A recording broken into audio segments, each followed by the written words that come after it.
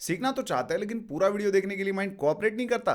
Tension मत लो, आपके problem का मेरे पास एक बहुत बढ़िया सॉल्यूशन है। वीडियो को फुल स्क्रीन करो, कैप्शंस चालू करो और वीडियो को डाल दो 1.5x की स्पीड पे। इसके बाद माइंड नहीं भटकेगा। ओके, जो अपने एजेंडा का सेकंड पार्ट है आज की, मैंने बोला था कि एयर फ्लो हमें शुरू करना है। काफ़ी बढ़िया टूल है, काफ़ी टाइम से हम वेट कर रहे हैं इस टूल के लिए। एंड एक्चुअली मैं भी वेट कर रहा था काफ़ी टाइम से कि कब मौका मिले कि हम इस पर बात कर पाए। सो एयर फ्लो बहुत ही इंटरेस्टिंग, बहुत ही मज़ेदार टूल है और अपने प्रोजेक्ट में इसे हम इस्तेमाल करने वाले हैं फॉर ऑर्केस्ट्रेशन पर्पजेस। लेकिन एक बेसिक आइडिया लाइक स्क्रैच से जैसे हमने स्पार्क देखा है, स्क्रैच से जैसे हमने हडूप देखा है या हाइव देखा है, वैसा हमने अभी तक एयर फ्लो को देखा नहीं है। सो आज के सेशन का main purpose is to break down the Airflow को पूरा ब्रेक डाउन करना एंड देन एयर फ्लो के बारे में चीज़ें जानना, like from the architectural point of view, from hands on point of view. ऐसा समझ लो कि अभी आने वाले 3 से 4 सेशंस जो है उसमें एयर फ्लो का पूरा जो भी फीचर्स हम इस्तेमाल करने वाले हैं अपने प्रोजेक्ट में वो सारे हम एक्सप्लोर करेंगे। Regarding the components we are going to walk through everything for Airflow, so you will be having better understanding at it. अभी हमें ये चीज़ें समझनी है कि एयर फ्लो क्यों इस्तेमाल होता है और कुछ मिथ्स हैं एयर फ्लो को लेके कि एयर फ्लो ये भी कर लेता है वो भी कर लेता है। तो एयर फ्लो क्या नहीं है, कहाँ पे हमने इस्तेमाल नहीं करना चाहिए, एयर फ्लो कहाँ पे इस्तेमाल करना चाहिए, फिर डैक क्या होता है, बेसिक डैक कैसे बनाते हैं, ये सारी चीज़ें के बारे में हम बात करेंगे। मैं एयर फ्लो का इंस्टॉलेशन भी बताने वाला हूँ, so including installation everything is going to be covered here, starting with the why Airflow, कि भाई क्यों इस्तेमाल किया जाता है Airflow. The purpose of Airflow is for orchestration. अभी इसे मैं थोड़ा इलेबोरेट करता हूँ। टॉकिंग अबाउट ऑर्केस्ट्रेशन, ऑर्केस्ट्रेशन का मतलब ये नहीं होता कि Airflow is taking care of processing, कि बहुत सारे लोग कहते हैं कि क्या हम एयर फ्लो में डेटा प्रोसेस कर रहे हैं या ऑर्केस्ट्रेशन माने एग्जैक्टली क्या। सी ऑर्केस्ट्रेशन का सीधा सीधा मतलब है कि मेरी डेटा पाइपलाइन में कुछ रिपीटेटिव टास्क्स हैं जो मैं हर बार चलाना नहीं चाहूँगा, सो मैं उसे ऑटोमेट करना चाहता हूँ। तो I want to automate my data pipeline. उस सिचुएशन में we are going to use Airflow. Like मेरे पास अभी एक सिंपल ईटीएल पाइपलाइन की मैं बात करता हूँ। S3 पे डेटा अराइव होता है, तो मुझे S3 पे डेटा जैसे ही आता है उसे उठाना है। With the help of one Spark application I have to clean data and then I have to keep the data on S3 again. Okay, like get from S3 then clean data, इसके लिए हम Spark application चलाना चाहते हैं। then I want to put the data on S3 again, और S3 पे जो data रखा गया है I want to read it from one more Spark application, then I want to transform it and then I want to keep the data on Redshift. एक simple ETL pipeline. The logic can be complicated for cleaning and transformation, but the pipeline is simple. Data low, clean करो, S3 पे रखो, transform करो, फिर Redshift पे रखो। In between we are using Spark applications, like clean data है ये spark application पे चल रहा है, लाइक पुट ऑन S3 तो of course Airflow will take care of it. Transformation जो है वो भी स्पार्क पे किए जा रहे हैं and then data is being kept on the Redshift, आखिरी जो चीज़ है।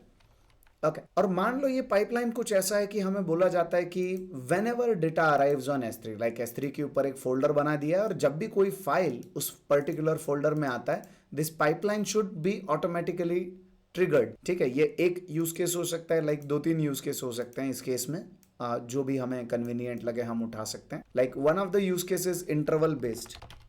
इंटरवल बेस्ड में क्या कहेंगे हम, ओके, कोई सर्टन इंटरवल रहेगा, टाइम स्लॉट रहेगा जिसमें ये चलना चाहिए, सर्टन इंटरवल या टाइम स्लॉट। जैसे कि एग्जांपल मैं कह सकता हूँ एवरी 4 आवर्स मैं कह सकता हूँ, या दिन के किसी स्पेसिफिक टाइम स्लॉट पे, like 9 AM in the morning, of course AM मतलब morning, and so on. Examples बहुत सारे इंटरवल बेस्ड, या फिर हम कोई शेड्यूल दे सकते हैं उससे कि इस शेड्यूल को फॉलो किया जाए। After that, another thing can be event driven मतलब arrival of file on S3, जैसे ही फाइल S3 पे आ गया, arrival of file और API call, it can be anything। इसके भी बहुत सारे ऑप्शंस हैं। किसी इवेंट के ऊपर ट्रिगर्ड होना चाहिए क्या, जैसे मैं कॉन्स्टेंटली वेट करता रहूँ S3 के ऊपर, जैसे ही मेरा फाइल आ गया, the moment this file is arrived EMR चालू करो, स्पार्क पे डिप्लॉय करो, फिर S3 पे रख दो। S3 पे आ गया, फिर से EMR चालू करो, फिर स्पार्क एप्लीकेशन डिप्लॉय करो and then again write it on the Redshift, right. So this pipeline can be, I would say, automated, क्योंकि कोड में तो कुछ बदलाव नहीं है, कोड में तो कुछ चेंज नहीं है. और डेटा पाइपलाइन का सीन वैसे ही रहता है कि दिन भर में जो डेटा जमा हुआ या कल जो डेटा जमा हुआ, अगर मैं बैच पाइपलाइन की बात करूँ जो मेडालियन आर्किटेक्चर में चलता है, इसमें रियल टाइम काम नहीं है कुछ. पिछले 4 घंटों में जितना डेटा जमा हुआ उतना उठाओ और Redshift पे जाने दो, बस pass it through the cleaning and transformation phase and let it go on to the Redshift. ये जो लॉजिक है ये रिजिड रहेगा, राइट. क्लीनिंग के रूल्स, डिफाइंड रूल्स, ट्रांसफॉर्मेशन के रूल्स, ये डिफाइंड रहेगा. इट कैन चेंज, लेकिन चेंज करेंगे तो ऑफकोर्स हम डेवलपर लेवल पे इन चीज़ों को अपडेट करेंगे. Of course CI/CD is going to be in the picture, तो फाइनल जो तुम्हारा एप्लीकेशन बनेगा that is on a different look, ठीक है. लेकिन जो तुम्हारा फाइनल एप्लीकेशन है वो ही चलने वाला है एवरी टाइम, पाइपलाइन, ठीक है. और ट्रिगर तीसरा, इवेंट ड्रिवन मैंने बोला, इंटरवल बेस्ड मैंने बोला. नॉर्मली जो अपने बैच पाइपलाइंस होते हैं वो इंटरवल बेस्ड होते हैं. हम कोई स्पेसिफिक टाइम स्लॉट दे सकते हैं, 10 बजे चला दो, 9 बजे चला दो, या 3-4 टाइम स्लॉट्स हम दे सकते हैं. या फिर हम कोई इंटरवल दे सकते हैं कि हर 4 घंटे चलाओ, 5 घंटे चलाओ, हर 10 घंटे से चलाओ, या हर 2 दिन बाद चलाओ. You can have flexibility as much as you want. Another thing is manual triggers. Manual trigger.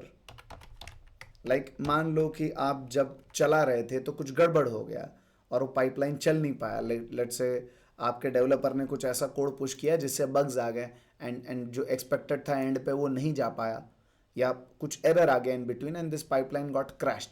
से ऐसा कोई सिल्वर बुलेट नहीं रहता है कोई एप्लीकेशन. ऐसा हो सकता है कि एप्लीकेशन माइट क्रैश. सो हमने जो भी नेसेसरी चेंज थे एप्लीकेशन में वो करे. ना what we can do is we can wait for 4 hours. अगर मैंने इंटरवल बेस्ड कर रखा है तो I can wait for 4 hours and then pipeline चल जाएगा. Another thing is I can manually trigger this pipeline. Simply जैसा आपके म्यूजिक सिस्टम पे प्ले का बटन होता है, जस्ट प्ले का बटन दबाओ और ये चल जाएगा पूरा का पूरा, ठीक है. You don't need to go out and configure each and every step. Okay, so मैं होप करता हूँ this part is clear to everyone now कि कैसे ये डैग बन रहा है और कैसे ये चल रहा है. ओके, अभी क्योंकि हम थ्योरी पार्ट में चल रहे हैं तो थोड़ा हैंड्स ऑन वाला पार्ट ऑफ कोर्स हमें कवर करना है. लेकिन आज मैं हल्के से दर्शन दूंगा आपको. आज मैं हल्का सा आपको बताऊंगा कि कैसे ये सारे पार्ट्स एक साथ आके काम करते हैं, कैसे डैग बनता है, कैसे ये सारी चीज़ें चल रही है. Will talk about it. लेकिन before that you should have this clear idea. इससे पहले कि मैं आपको हैंड्स ऑन दिखाऊँ, ज़्यादा वक्त नहीं है, ज़्यादा से ज़्यादा 10 से 15 मिनट का टाइम मुझे देना और मैं आपको हैंड्स ऑन दिखाऊंगा एयरफ्लो पे एक्चुअल में डैग कैसा दिखता है, स्टेप्स कैसे होते हैं, पॉज, प्ले, रिज्यूम, ये सारी फंक्शनैलिटीज़ इन सब के बारे में हम बात करने. ओके, लेकिन ऑफ कोर्स जैसे मैंने बोला ये जानना ज़रूरी कि एयरफ्लो क्या नहीं है. क्या नहीं है उसके ऊपर से हम अंदाज़ा लगा सकते हैं कि एयरफ्लो क्या करता है. Real time data processing tool नहीं है. अगर स्ट्रीमिंग डेटा इन्वॉल्व है आपके केस में तो you should not go for airflow. और ये तो गलती से मत समझ लेना कि एयरफ्लो स्ट्रीमिंग डेटा को हैंडल कर लेगा, प्रोसेस कर लेगा. Airflow is not a data processing engine. अगर हम ह्यूज वॉल्यूम्स ऑफ डेटा के साथ डील कर रहे हैं तो we should not go with Airflow. Airflow is not ideal for small short lived task. जो छोटे टास्क हैं जो बहुत कम वक्त के लिए चलने वाले, उसके लिए we should not use Airflow. क्यों? क्योंकि इसका कुछ ओवरहेड है. ठीक है, ओवरहेड माने शेड्यूलिंग करना पड़ेगा, मॉनिटरिंग करना पड़ेगा, लॉगिंग करना पड़ेगा. और अगर आपका टास्क बहुत छोटा है, 1-2 मिनट चलने वाला टास्क है, उसके लिए इतना सब करने को परवड़ता नहीं है. It can be implemented on a different level. Instead of airflow आप उसके लिए सीधा शेल स्क्रिप्ट और क्रॉन जॉब भी कर सकते हो. अगर आपको वैसे चलना है, अगर आपकी टास्क उतनी ज़्यादा कॉम्प्लेक्स नहीं है तो क्यों एयरफ्लो के पास आना. क्योंकि it will consume resources and आपको वही मिलने वाला है जो घूम फिर के शेल स्क्रिप्ट से आपको मिलेगा. सो 1-2 मिनट का टास्क है आपका, बहुत छोटा अमाउंट ऑफ डेटा है या लॉजिक उतना कॉम्प्लेक्स नहीं है, should not go with airflow. क्योंकि जो ओवरहेड है 3 चीज़ों से आता है. एक शेड्यूलिंग का ओवरहेड है, मॉनिटरिंग का ओवरहेड है और लॉगिंग का ओवरहेड है. ठीक है, it is not recommended for short lived task. Streaming tool तो नहीं है जिसके बारे में मैंने पहले ही बात किया. रियल टाइम डेटा प्रोसेसिंग नहीं होता, स्ट्रीमिंग नहीं होता, एक ही बात है. एंड एयरफ्लो, ये सबसे बड़ा कन्फ्यूजन है कि airflow is like an ETL tool. See, Airflow is not an ETL tool. Airflow में हम डैग भले दे सकते हैं, Airflow में हम कह सकते हैं कि ये करो फिर ये करो फिर ये करो, और जो दिखता है लाइक ऐसे, अगर आप डिफाइन किया हुआ डैग देखोगे एयर फ्लो में, तो एक सेकंड के लिए आपको भी लगेगा कि भाई ये तो एक ETL टूल के जैसा चल रहा है. Like if you get into Informatica, talent और एनी अदर ETL टूल जो GUI बेस्ड है, सो वहाँ पे आपको दिखेगी ऐसी चीज़. सो आप सोचोगे कि अच्छा फिर एयर फ्लो भी वैसे ही चल रहा है, उनके जैसा ही चल रहा है. नो, इतना समझ लो एयर फ्लो खुद एग्जीक्यूशन नहीं कर रहा है. हम करवा सकते हैं but it is not recommended in air flow. Okay, air flow सिर्फ और सिर्फ ऑर्केस्ट्रेशन, एटलीस्ट जो हमारा प्रोजेक्ट है उसमें हम एयर फ्लो को इस्तेमाल करने वाले हैं सिर्फ और सिर्फ ऑर्केस्ट्रेशन के पॉइंट ऑफ व्यू से. ऑर्केस्ट्रेशन का मतलब इतना ही होता है कि मैंने सब इंडिविजुअल कंपोनेंट्स बना लिए हैं, मुझे जो प्रोजेक्ट के लिए लगने वाला है वो सब बना के हो चुके हैं, अब मुझे उनको साथ में रखना है और एक ऑर्डर होना चाहिए कि एक के बाद दूसरा, दूसरे के बाद तीसरा, तीसरे के बाद चौथा. This has to be an order, there has to be an order. और वो ऑर्डर सेट करने का काम एयर फ्लो में हो रहा है ताकि मुझे एक एक चीज़ चलानी ना पड़े. ऐसा ना हो कि S3 से पहले मैं खुद ही डेटा लेके आऊँ, मैं खुद ही स्पार्क एप्लीकेशन चलाऊँ, EMR शुरू करूँ, फिर स्पार्क एप्लीकेशन डिप्लॉय करूँ, फिर मैं S3 पे डेटा रखवा रहा हूँ, फिर मैं फिर से दूसरा स्पार्क एप्लीकेशन मैन्युअली ट्रिगर करूँ. सो जो मैनुअल इंटरवेंशन है डेटा पाइपलाइन में वो हटाना है और इसे पूरा ऑटोमेट करना है. जो मैंने आपकी आंखों के सामने फ्लो निकाला है बहुत ही बेसिक और बहुत ही सिंपल फ्लो है. This flow can get much complex. जैसे जैसे प्रोजेक्ट का कॉम्प्लेक्सिटी बढ़ेगा the flows can be really complex. But घूम फिर के अगर शुरुआत ही गलत हुआ तो आगे का तो हम गारंटी नहीं ले सकते. इसलिए मैं पहले ही इस चीज़ पे ज़्यादा स्ट्रेस करता हूँ कि ये क्या नहीं है. So this is based on my experience. The candidates mismatch it with these things. So ये नहीं है. ओके, नाउ एयर फ्लो के कंपोनेंट्स हैं, लेकिन कंपोनेंट्स के पहले जैसे मैंने आपको बोला कि मैं अभी आपको हैंड्स ऑन दिखाऊंगा. लाइक एयर फ्लो में हम लॉगिन करेंगे, डैग क्या रहता है, कैसे कॉन्फ़िगर होता है और दिखता कैसे है, ये सारी चीज़ों के बारे में हम बात करने वाले हैं. लेकिन बिफोर दैट अगर किसी को डाउट है regarding what is air flow, the purpose, like features के बारे में मैं बात करूंगा, लेकिन जब हैंड्स ऑन दिखाऊंगा तभी बात करने वाला हूँ मैं. Features as well as Airflow क्या नहीं है. इफ एवरीथिंग इज क्लियर एक बार थम्स अप दे दो, फिर आगे बढ़ते हैं. सो अभी I guess let us get into the hands on part. मैं AWS लॉग इन कर लेता हूँ मेरा, क्योंकि एयर फ्लो अगर मैं आपको एक बार दिखा दूँ तो फिर आपको ज़्यादा उतना टेंशन नहीं रहेगा उसको समझने के लिए. बस देखना पड़ेगा मैंने कहाँ पे इंस्टॉल कर रखा है. इसके इंस्टॉलेशन के इंस्ट्रक्शंस भी है, लाइक जो गिट रिपोजिटरी मैंने आपको दे रखा है. आई गेस यहाँ पे मैं ऐड कर दूंगा एयर फ्लो इंस्टॉलेशन के स्टेप्स, इंस्टॉलेशंस के पार्ट. ठीक है, होस्ट हम पब्लिक IP एड्रेस भी दे सकते हैं, लेकिन मैं ऑल इंटरफेसेस दे रहा हूँ. एंड पोर्ट इज़ 8080 कि 8080 के ऊपर मेरा एयर फ्लो जो है वो चलने वाला है. अब ये जो कमांड चलाऊंगा मैं, मुझे ये एयर फ्लो का वेब सर्वर एक जगह पे चालू ही रखना पड़ेगा कंटिन्यूसली.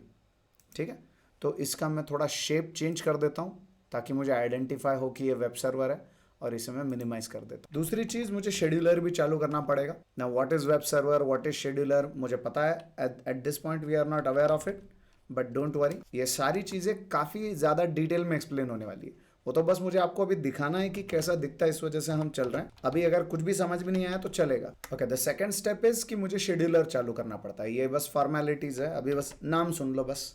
ठीक है, ओके. और एयर फ्लो शेड्यूलर का काम आसान है, बस मुझे बोलना पड़ेगा एयर फ्लो शेड्यूलर, इतना मैं बोल दूंगा. लाइक आई गेस डॉक्यूमेंट में एक बार क्रॉस चेक कर लेता हूँ मैं. हाँ yes, just air flow scheduler बोलना है. इसे मैं चालू कर देता हूँ और ये वाला भी स्क्रीन मुझे छोड़ देना है. अभी इसके भी पीछे नहीं जाना है, इसको भी मिनिमाइज करके रख देना है. ठीक है, it will connect to the web server. इसको एक बार कनेक्शन हो गया, देन इसे भी कुछ अलग शेप में मैं दे देता हूँ, and then I will simply minimise it. Reason is, अगर मैं गिट बैश पे आता हूँ तो मुझे पता चलना चाहिए कि मेरा नॉर्मल, सॉरी, अगर मैं गिट बैश पे आता हूँ तो I should be able to understand कि मेरा नॉर्मल वाला कौन सा टर्मिनल है, और मतलब ऑफकोर्स वेब सर्वर किधर है, शेड्यूलर किधर है, और अगर मैं कोई काम कर रहा हूँ लाइक एयर फ्लो पे मैं डैग वगैरह ऐड कर रहा हूँ तो वो कहाँ पे, ये सारी चीज़ें पता हो. ओके, ना फिर से मुझे गिट बैश से लॉगिन करना पड़ेगा. देखो, जैसे मैंने EC2 इंस्टेंस पे इसे इंस्टॉल किया हुआ है, अगर आप चाहो तो आप कहीं से भी इसे इंस्टॉल कर सकते हो, ऐसा कोई दिक्कत नहीं. ठीक है, आपकी मर्ज़ी.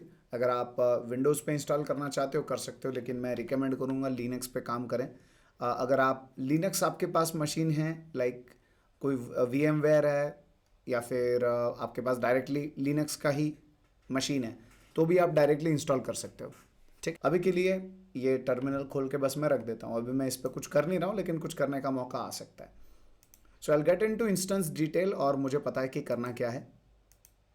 मुझे EC2 का जो मेरा पब्लिक एड्रेस है वो, और जिस पोर्ट पे मैंने एयर फ्लो चालू किया है विच इज़ 8080, इसको ओपन किया, मतलब मैंने सिक्योरिटी ग्रुप में भी इसे ओपन कर रखा है। तो लेट अस सी, ये लो आ गया एयर फ्लो। ओके, इधर यूज़र नेम पासवर्ड, ये इंस्टॉलेशन की स्टेप्स में हम एक यूज़र नेम बनाएंगे इसका, तो मैं बताऊंगा आपको इसका भी प्रोसेस। आई गेस मैंने एडमिन दिया हुआ है, एडमिन, लेट्स साइन इन, आ गए। Like this is how your Airflow web UI is going to look like. Okay, this is like your Airflow UI कुछ इस प्रकार से। एक सेकेंड, क्या, हाँ वही कर ले, हाँ ऐसा दिख। कुछ डैग्स हैं जो हमने बना रखे हैं, वो यहाँ पे आप देख पाओगे। Like हमने ऑलरेडी कुछ डैग्स ऐसे बना रखे हैं जिनको हम चलाते हैं इन बिटवीन, कैसे कैसे चलते हैं ये सारी चीज़ें। अब जब भी मैं एक्सप्लेन करूंगा चीज़ें, मैं यहाँ से आपको रेफरेंस दूंगा। जो वेब सर्वर आपने देखा, ठीक है, वो यहाँ पे चल। ओके, मतलब ये जो पूरा UI है दैट इज वेब सर्वर, ऐसा समझ लो। अभी let's get into the features and try to understand it, कि एयरफ्लो क्या है और कैसे चलता है। अब फिर से रिज्यूम करते हैं उस सेशन को, एक बार ये पहुंच गए हम यहाँ तक, थोड़ा चैलेंजेस आए। Features are, the very first feature is organisation. अभी जैसे मैं देख रहा हूँ ये कुछ सैम्पल डैग्स है, लेकिन हमने बनाए हुए डैग्स यहाँ पे दिखाई दे रहे हैं आपको। सो मेरी जो पाइपलाइंस हैं वो ऑर्गेनाइज्ड तरीके से यहाँ पे आ चुकी है।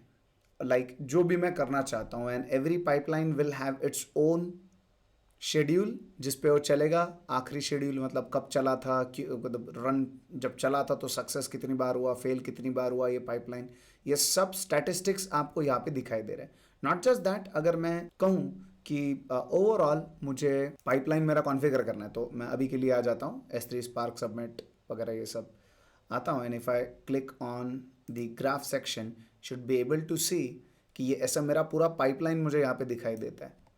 लाइक EMR क्लस्टर बनेगा, उसको चालू होने तक वेट करेंगे, फिर स्पार्क सबमिट करेंगे, फिर मॉनिटर करेंगे, और काम हो जाने के बाद टर्मिनेट करेंगे। ओके, ये डैग है, ये ऑर्गेनाइज हो चुका।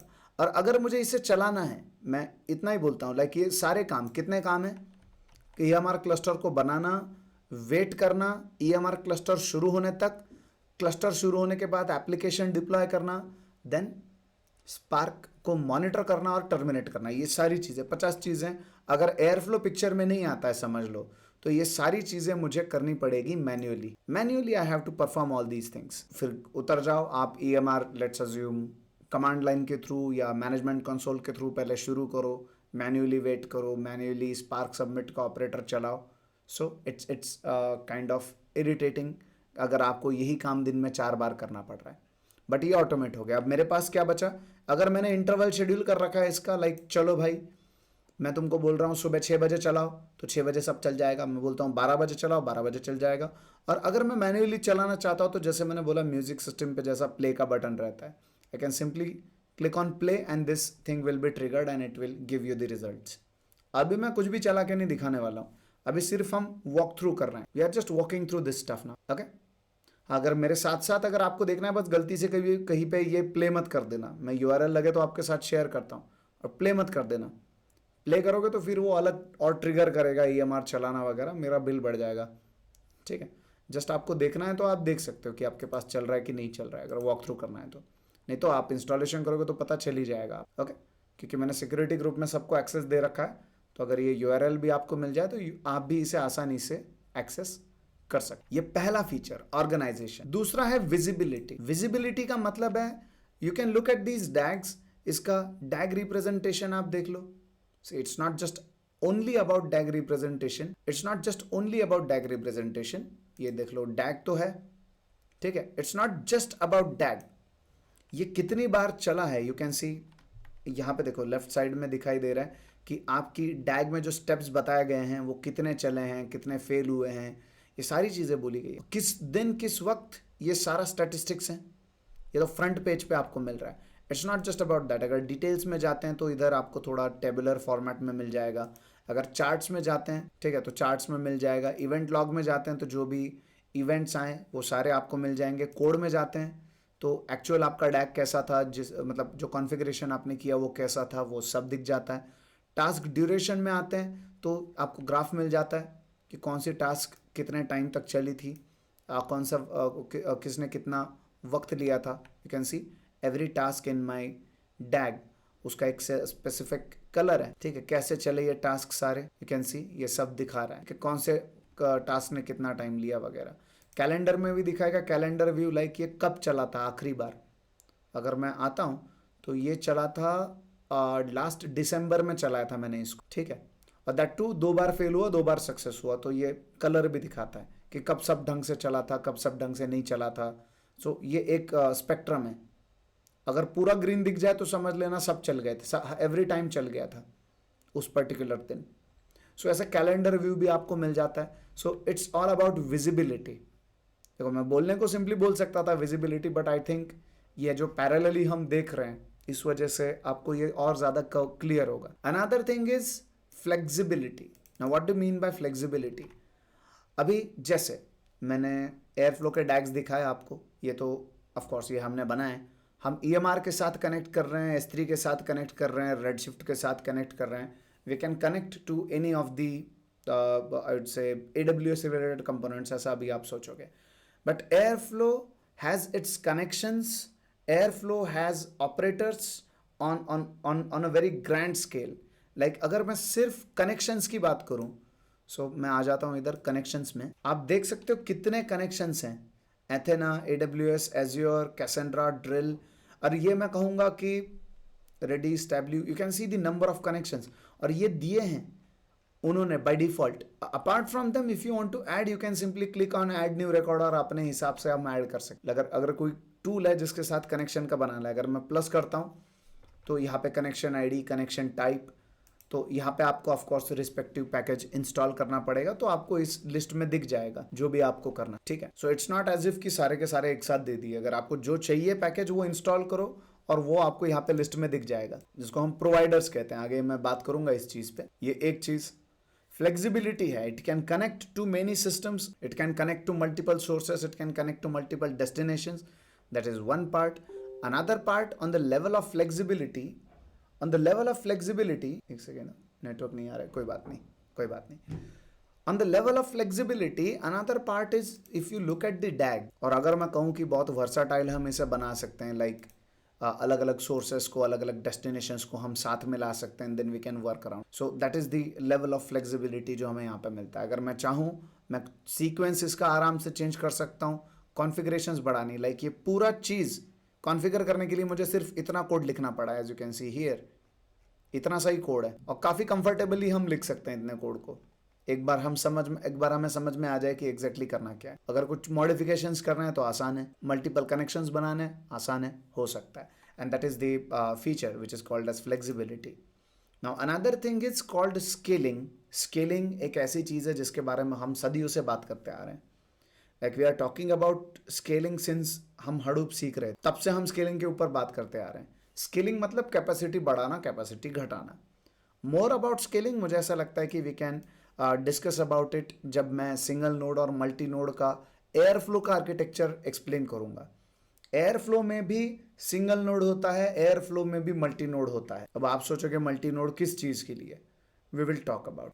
अभी उसमें नहीं जाना. अभी इतना भी अगर आप समझ गए हो कि व्हाट इज एयरफ्लो, फीचर्स क्या हैं, डैग क्या होता है एयरफ्लो में, एंड देन एयरफ्लो कहाँ पे इस्तेमाल नहीं करते हैं. Even if you are aware of these things, I think कि मैं कह सकता हूँ, ऐसे तो नहीं कहूँगा कि आज का सेशन ख़त्म, क्योंकि इतने से नहीं होगा, इतने से हम कवर नहीं कर सकते. ठीक है, अभी के लिए हम ब्रेक ले सकते हैं. लेकिन ब्रेक से पहले अगर मैंने अभी तक जितना दिखाया है इसमें किसी को कोई डाउट है तो अगर पूछना चाहते हैं please go head and ask. Yes, और अगर समझ में आ गया हो तो थम्स अप दे देना, तो हम आगे बढ़ सकते हैं. फिर मैं ब्रेक देता हूँ. यस, थम्स अप, या फिर चैट विंडो में बोल देना यस समझ गए वगैरह. जो कोड में बनेगा, पाइथन का कोड लिखना पड़ेगा हमें डैग बनाने. ग्राफिकली बस दिखेगा, ग्राफिकली बस रिप्रेजेंट होगा. यस, और कोई सवाल? Yes, Gaurav, Avinash, Devanand, if everything is clear just type in understood और डन. यस अविनाश. आगे चलेंगे तब भी नो डाउट आएगी. आगे तो आने ही वाला है, मैं तो पकड़ के ही चल रहा हूँ आगे. अभी अज्यूम कर लो कि फिर से मैं वीडियो देखूंगा. ये तूफान के पहले का शांति है वो. यस देवानंद बोलिए.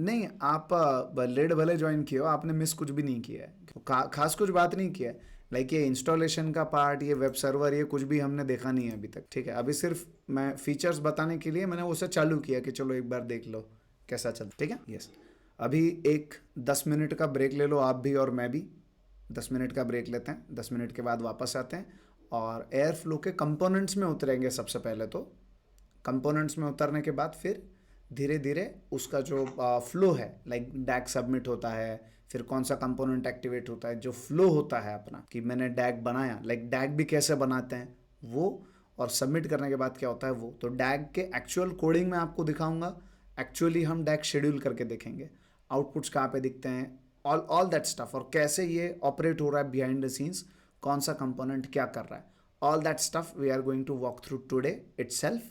कंपोनेंट्स आज निपटाते हैं, अराउंड 16 के आसपास कंपोनेंट्स है एयर फ्लो के, and the way in which they interact वो अगर क्लियर हो जाए तो कितना भी कॉम्प्लेक्स लेवल यूज केस हो आप आसानी से डील कर सकते हो, या फिर एटलीस्ट आपको एक आइडिया आ जाएगा कि कौन से यूज केस में क्या इस्तेमाल करना है। Okay, so let's take a break for 10 minutes.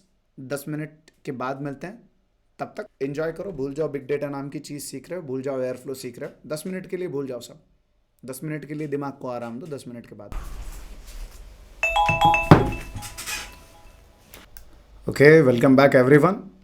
Okay, Gaurav is here, Avinash, चलो बढ़िया बढ़िया, all right.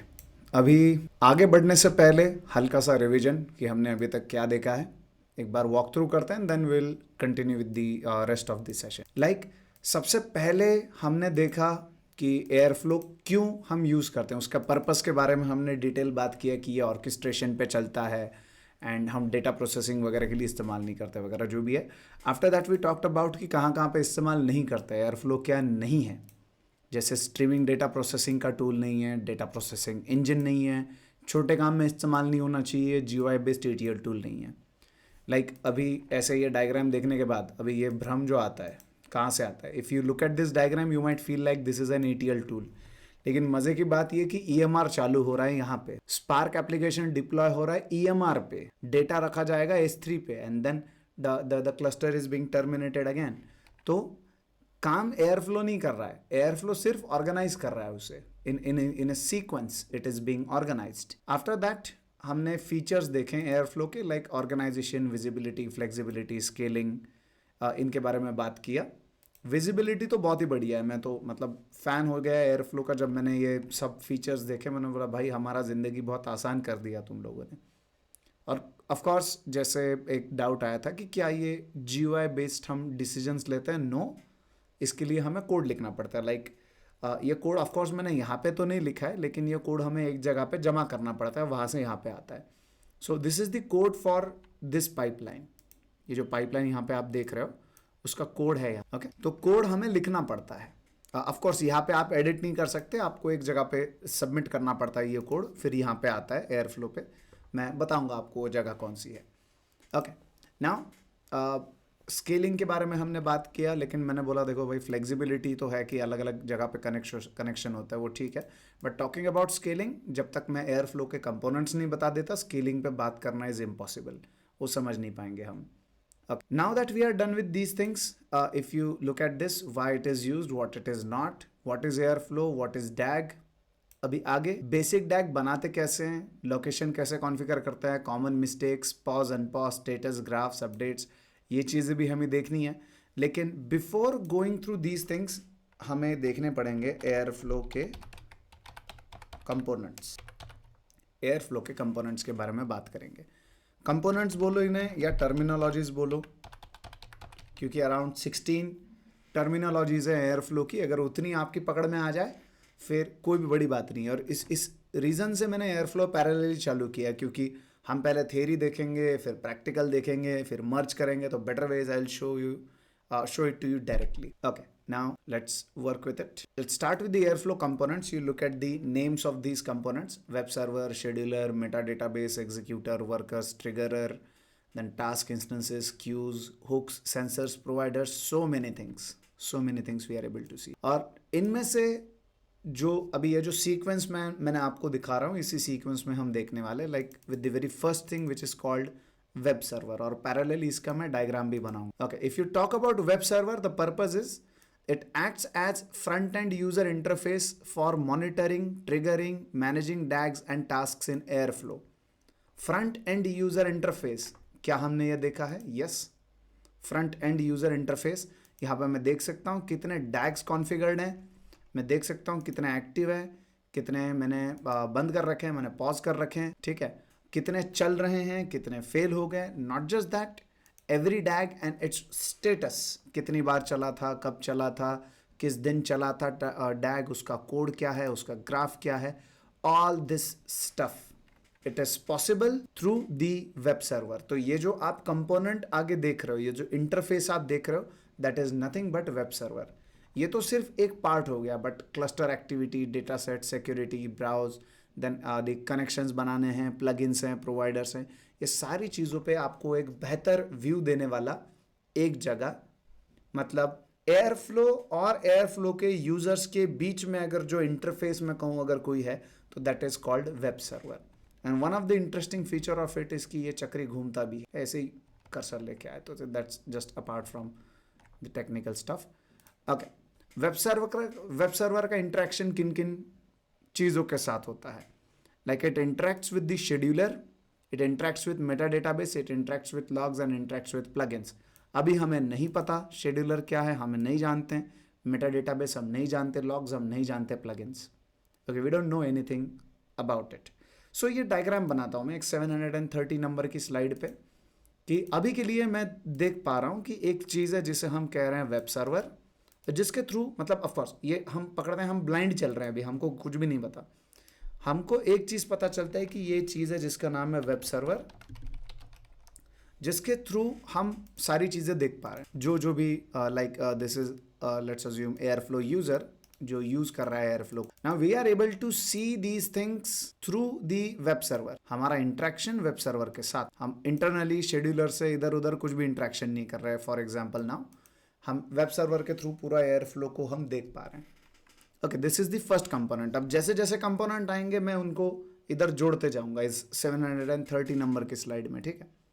Let's get into the another component which is called scheduler.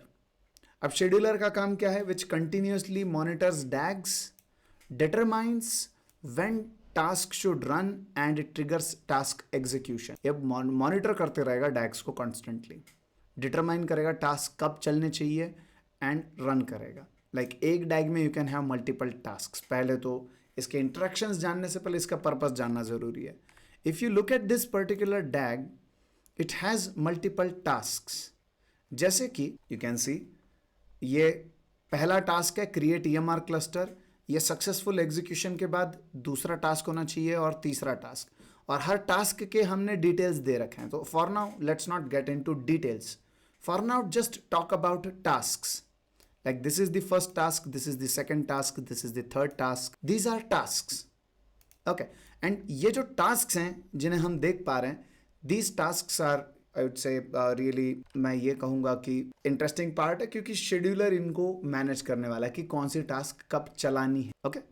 और ये continuously देखता रहेगा. Like अगर इस DAG में कोई changes हो जाएं, या interval मैंने mention कर रखा है, like कई बार हम इधर देखो, you can specify the interval कि ये कब शुरू होना चाहिए, स्टार्ट डेट वगैरह दे रखा है, ओनर कौन है, स्टार्ट डेट है, देन ईमेल करना है क्या, रीट्राई पे, फेलियर पे, वो सारी चीज़ें, कितनी बार रीट्राई करना है, ये सब हम स्पेसिफाई कर सकते. ओके, सो शेड्यूलर का काम है इन चीज़ों को देखते रहना कि भाई कुछ बदलाव है क्या, और कौन सा टास्क कब चलाना है. शेड्यूलर मतलब वो डिसाइड कर रहा है कि कब, वो ये नहीं कर रहा कि मैं चलाऊंगा. ये भी चीज़ जान लो. लाइक जब हम थोड़ा वर्ड गेम खेलते हैं, तो उसमें हमें समझना पड़ता है कि शेड्यूलर का मतलब है it is just scheduling, it is not performing it, it is not executing it actually. Okay, ये है शेड्यूलर. और ये इंटरेक्ट किसके साथ करता है? मेटा डेटाबेस के साथ. अब ना we are not aware of what meta database is, executor, trigger, हम कुछ भी नहीं जानते. शेड्यूलर जान गए, बड़ी बात. शेड्यूलर जान गए, बड़ी बात. एक एक हम ऐड करते जाएंगे, एक एक हम ऐड करते जाएंगे. Like we have known what do we mean by web server. now there is another terminology जिसे हम कह रहे हैं scheduler. और ये जो scheduler है, ये constantly, जैसे हमने कहा कि डैग्स वगैरह के चेंजेस देखते रहता है या फिर ये डैग्स को देखते रहता है, तो हमें पिक्चर में एक और चीज़ लानी पड़ेगी, डैग। ठीक है, डैग के बारे में हम और बात करेंगे। लाइक यूज़र के पास डैग था और यूज़र इंटरेक्ट कर पा रहा है, यूज़र ने डैग बनाया and then that DAG is being executed, right. So scheduler का the very first job is to monitor the DAGs. Scheduler को इसको मॉनिटर करना पड़ता है, डैग। ठीक है, ये थोड़ा बोल्ड कर देता हूँ मैं इन लाइंस को ताकि हम कनेक्शंस समझ पाए। शेड्यूलर डैग की तरफ देख रहा है, बेस्ड ऑन दैट जो शेड्यूलिंग इंटरवल है, कौन सी टास्क्स हैं, ये सारे डिटेल्स उसे डैग से मिल रहे हैं। ओके, ये डायग्राम अभी धीरे धीरे इवॉल्व होगा। ठीक है, धीरे धीरे ये शायद कॉम्प्लिकेटेड भी हो जाए, लेकिन अगर स्टेप बाय स्टेप आप मेरे साथ चल रहे हो तो मुझे नहीं लगता आप हमें कोई डिफिकल्टी आएगा इस चीज़ को समझने में। लाइक अनदर थिंग जो मैं यहाँ पे आपसे शेयर करना चाहूँगा regarding scheduler is, scheduler communicates with many other components like meta database, executor, trigger, sensor, Q.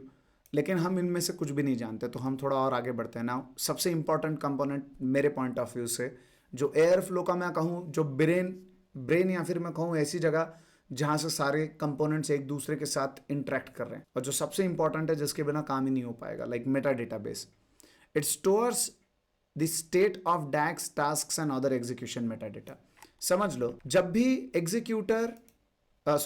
Scheduler डैग की तरफ देखता है या जब भी यूजर एयर फ्लो में लॉग इन कर रहा है, जब कोई टास्क चल रही है और ये जो स्टैटिस्टिक्स हम देख पा रहे हैं कि कब फेल हुआ था, कब चालू हुआ था, देन ये जो हम टास्क ड्यूरेशंस को देख पा रहे हैं, ये जो सारे ग्राफ्स हैं, ये कैलेंडर है, then the statistics you can see, the details you can see, ये चीज़ें कहाँ पे स्टोर हो रही है। ऑल दिस थिंग, लाइक मैंने एयरफ्लो शुरू होते ही उसमें लॉग इन किया था एडमिन यूज़र से, बराबर। तो ये user details as well as DAG के शेड्यूल्स, लाइक अगर मैं किसी डैग पे आ जाता हूँ, let's if I get into the DAG, तो I get to see the schedule of it, like ये कब शुरू होना है, या इसका इंटरवल क्या है, या इसका ट्रिगर पॉइंट क्या है, all this stuff, everything is stored under something called Meta database. तो ये हो गया तुम्हारा मेटा डेटाबेस, यहाँ पे मैं लिख देता हूँ। ठीक है, मेटा डेटाबेस एक बार मेरा एक्सप्लेन हो जाए उसके बाद मैं डाउट्स लेता हूँ। ठीक है, अगर अच्छा मैसेज किया है क्या, डेटाबेस, परफेक्ट। सो मेटा डेटाबेस एक चीज, एंड इतना जानो कि जब शेड्यूलर ने वो देख लिया कि ये सर्टन डैग है और ये पर्टिकुलर डैग कुछ ऐसे ही चलेगा कि इसको सुबह 6 बजे चलाना है, इसमें इतने इतने टास्क हैं, ऑल दी डिटेल्स, जो भी स्टफ है जो उसने देखा, यूज़र डिटेल्स, बहुत सारा information. So scheduler is going to communicate with the meta database. ठीक है, शेड्यूलर मेटा डेटाबेस के साथ कम्युनिकेशन में रहता है। ठीक है, नॉट जस्ट शेड्यूलर, सिर्फ शेड्यूलर ही नहीं, शेड्यूलर तो रहता ही है उसमें, तो मतलब उसको रहना ही पड़ेगा, क्योंकि टास्क के डिटेल्स शेड्यूलर अपने पास थोड़ी ना स्टोर रखेगा कि कब चलेगा, क्या चलेगा, तो मेटा डेटाबेस में स्टोर करेगा। Not just the scheduler but the web server as well. Now imagine, okay, ये लाइन थोड़ा अजीब जा रहा है, चलो कोई बात नहीं, मैं ऐसे करवा देता हूँ। ठीक है, दिस, और थोड़ा मतलब हमें लाइंस का थोड़ा ख्याल रखना पड़ेगा क्योंकि वो बहुत ज़्यादा कॉम्प्लेक्स हो जाएगा। वेब सर्वर भी आपको क्या लगता है, ये जो वेब पे हमें दिखाई दे रहा है, ये सब मेटा डेटाबेस से ही फेच होके आ रहा है ना। बिना मेटा डेटाबेस के ये फेच होके आता ही नहीं था। ये इन्फॉर्मेशन कहाँ से आ रहा है, everything is like duration, runs, DAGs वगैरह, मतलब डैग्स तो नहीं बोलूँगा मैं, लेकिन ये कितनी बार रन हुआ था, कितनी बार सक्सेस हुआ, कितनी बार फेल हुआ, और कब रन हुआ, रिसेंटली कब चला था, ये सारी चीज़ें मेटा डेटाबेस से उठ के आ रही है। तो web server is also communicating with meta database to show the statistics to user. Scheduler भी कम्युनिकेट कर रहा है अलग अलग पर्पजेस के लिए। See more about the purposes, will get into it, मैं बताऊंगा आपको। शेड्यूलर कम्युनिकेट करता है, रीड करता है डैग, और टास्क के स्टेटस जो भी है वो सेव कर देता है मेटा डेटाबेस में। Web server फेचेस execution history and logs. Executors, अभी तक हमको मालूम नहीं एग्जीक्यूटर क्या है, तो मैं कुछ खास बोल नहीं सकता इस पॉइंट पे। ठीक है, इसमें मैं कुछ खास बोल नहीं सकता कि क्या सीन है। ठीक है, लेकिन आगे बढ़ेंगे तो हम इस पे भी बात करेंगे। 3 कंपोनेंट्स अभी तक हमने देखे, web server, scheduler, meta database. 2 और कोर कंपोनेंट्स बचे, लाइक एक ऐसा होता है ना कि core components and overall components. 2 और कोर कंपोनेंट्स बचे जिनमें से एक है एग्जीक्यूट। अब एग्जीक्यूटर का काम, executes tasks as instructed by the scheduler. जैसा शेड्यूलर बोला वैसा टास्क एग्जीक्यूट करने का। पहले समझ लो, मैं एग्जीक्यूटर का पर्पस जो यहाँ पे लिखा है, क्योंकि मुझे बहुत शॉर्ट में लिखना पड़ा है, मैंने डिटेल नहीं लिखा, ठीक है, मैंने डिटेल नहीं लिखा। एग्जीक्यूटर क्योंकि एक ऐसा टर्म है जो हमने स्पार्क में भी देखा है, तो हम समझ सकते हैं कि ये खुद ही एग्जीक्यूट कर रहा है, ऐसी बात नहीं हुई। अगर मैं डायग्राम में आ जाता हूँ, let's assume there is this executor, और इसके बारे में मैंने एक चीज़ बोला कि ये executor is going to communicate with the scheduler, बराबर, मैंने ऐसे बोल दिया, this is executor and this executor is going to communicate with the scheduler. तो इन दोनों के बीच भी एक कनेक्शन मुझे बनाना पड़ेगा कि कैसे चल रहा है, ठीक है। तो शेड्यूलर से निकलता है एरो, कि ये शेड्यूलर है, और शेड्यूलर से निकलता है एरो, जाता सीधा एग्जीक्यूटर पे, कुछ ऐसे।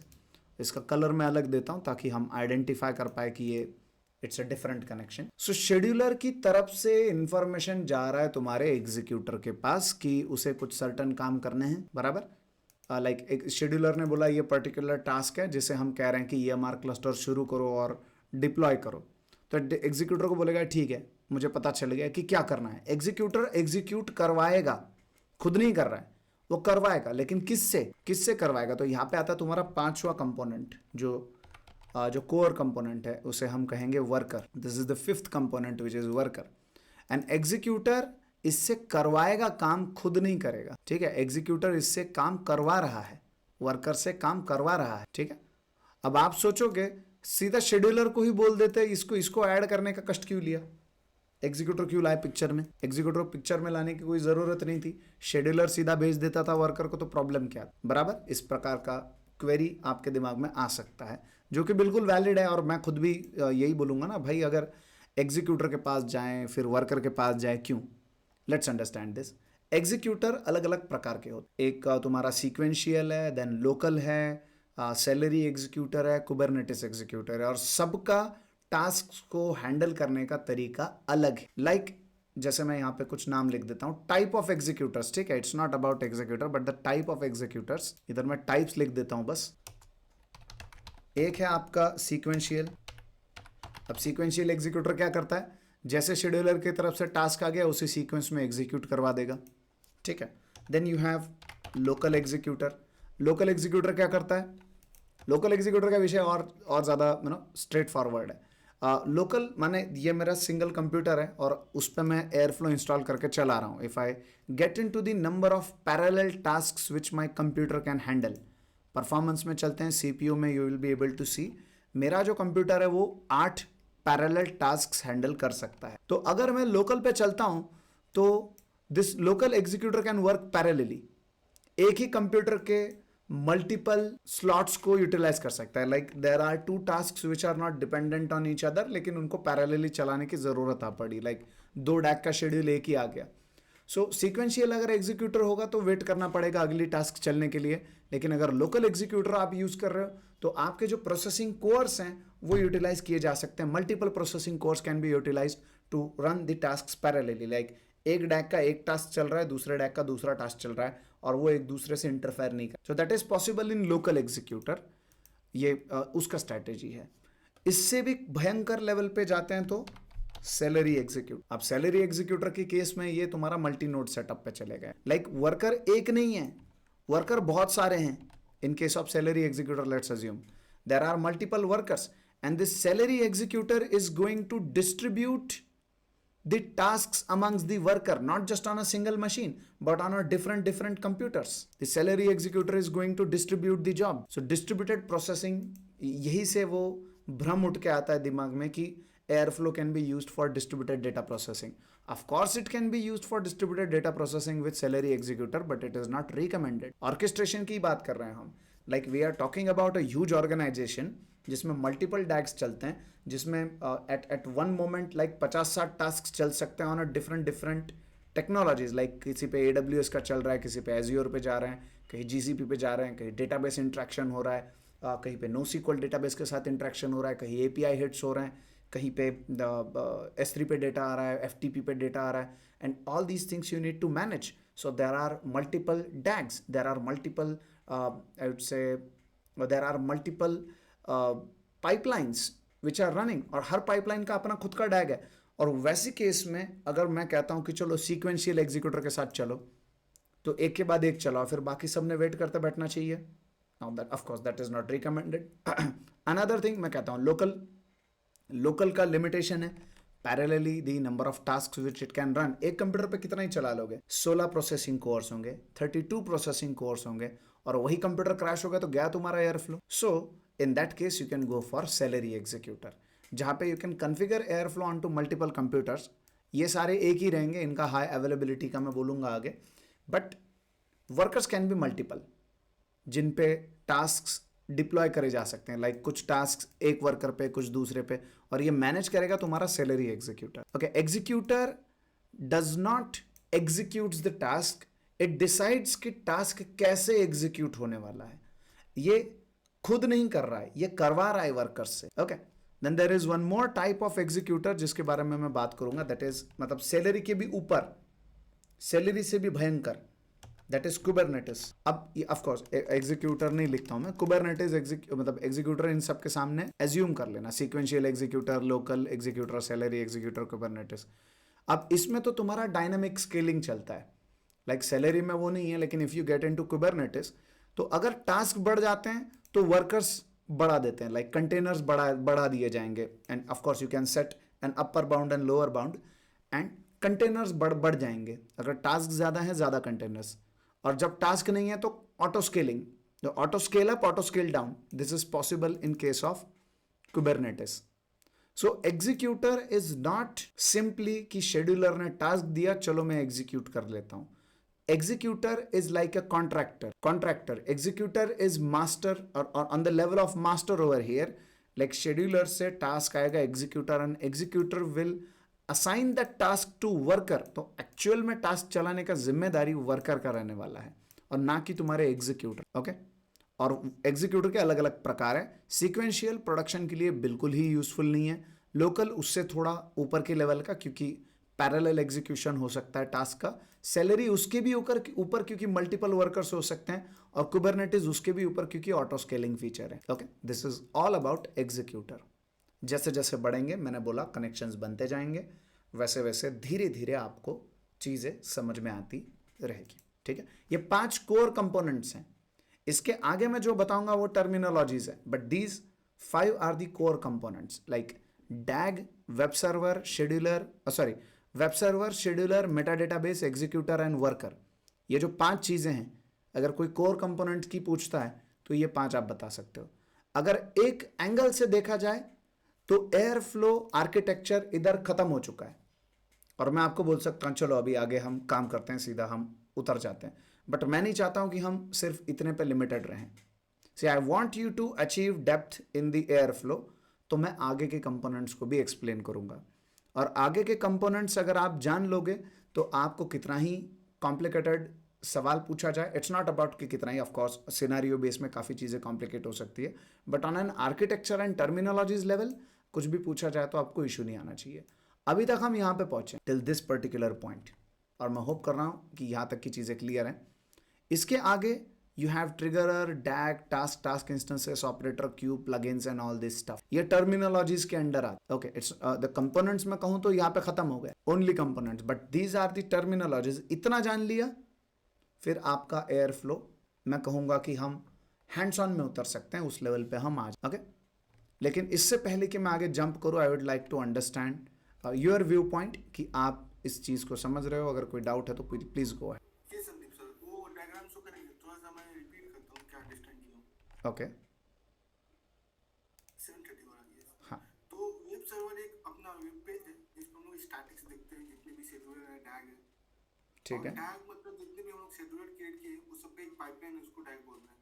परफेक्ट, शेड्यूलर मतलब जितने भी टास्क बनाए हम लोग, मल्टीपल टास्क ही बनाए, उसको हम लोग अलाइन कर रहे हैं, सीक्वेंस दे रहे हैं, उसको हम लोग शेड्यूलर बोल रहे हैं। और ये शेड्यूलर जितने भी है एक एग्जीक्यूटर पे रन हो रहा है। यहाँ पे कंफ्यूजन नहीं है, अगर हम लोग पाइस्पार्क के पॉइंट ऑफ व्यू से देखें तो एग्जीक्यूटर भी एक कंप्यूटर है जिसके पास कोर है, रैम है, और प्रोसेसिंग करने के लिए कुछ स्पेस है। ओके, तो अगर क्वेश्चन यही है कि अगर वो खुद ही एग्जीक्यूट कर सकता है, इतनी चीजें उसके पास है, तो फिर से एक अलग से वर्कर रखने की जरूरत है। बहुत बढ़िया, बहुत बढ़िया। Like this is the kind of questions I am expecting. बहुत बढ़िया सवाल है ये, क्योंकि आर्किटेक्चर का सीन है, एंड इसमें एक चीज़ मैंने एक्सप्लेन करते टाइम मिस की। इट्स नॉट अबाउट कि वो कोई बहुत बड़ी बात है, लेकिन ये सारी चीज़ें एक कंप्यूटर पे चल रही है। ठीक है, एवरीथिंग इज रनिंग अंडर और रनिंग इनसाइड वन इमेजिन करो कि ये एक सिंगल कंप्यूटर में चल रहे हैं, ठीक है। नाउ एग्जीक्यूटर, मैंने जैसे बोला, एग्जीक्यूटर ये डिसाइड नहीं करता कि टास्क मैं चला रहा हूं।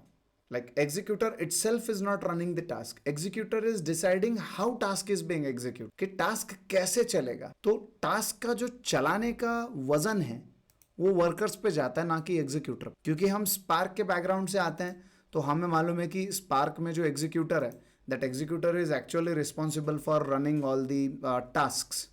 इधर टास्क का भी सीन है ऊपर से, इधर भी टास्क है, स्पार्क में भी टास्क। लेकिन एग्जीक्यूटर यहाँ पे is just, I would not से अ फिजिकल कंपोनेंट। एग्जीक्यूटर कोई एक कंप्यूटर नहीं है।